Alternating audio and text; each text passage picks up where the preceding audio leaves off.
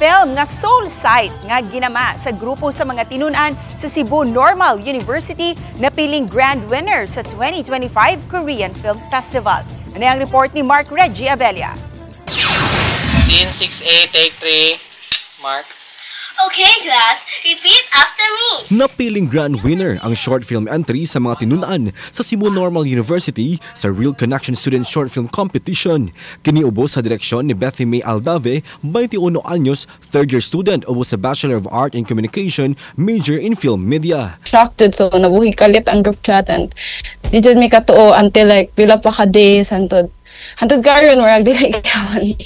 Sa ni Direk Bethy nga sentro sa mong salida ang sugilano ni Emily o Ethan nga Her health started to kanang decline man, so of course she couldn't she couldn't reach that dream so easily na, but her kuya was there for her. So since Emily couldn't go to Korea herself, so her kuya instead compromised and started finding places in Cebu that kanang represent Korea. And gawas sa kaanindot sa istorya, makadani usab ang cinematography sa maong salida nga gipaluyhan ni Don Miguel Hicale, 20 anyos nga taga Talisay City. Asoy niya nga dakong hagit sa shooting ang kakuwang sa oras kay we lack the man sir like resources, but I believe sir na feel na namo na gap sa amuhang courage and passion. Samtang si Kiefer Clint Gaco ang nadala sa papel ni Ethan, mapasigarbuhong napili isip aktor sa ilang salida. Ako siya nag-use ako na from projects na ng like, then, kuhasan siya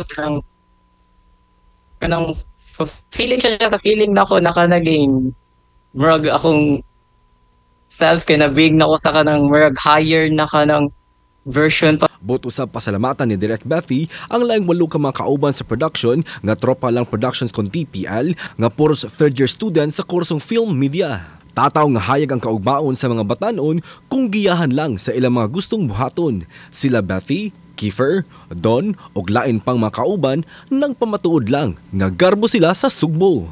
Kauban si Clans Gabutin, Mark Reggie Abella. Balitang Bisdak.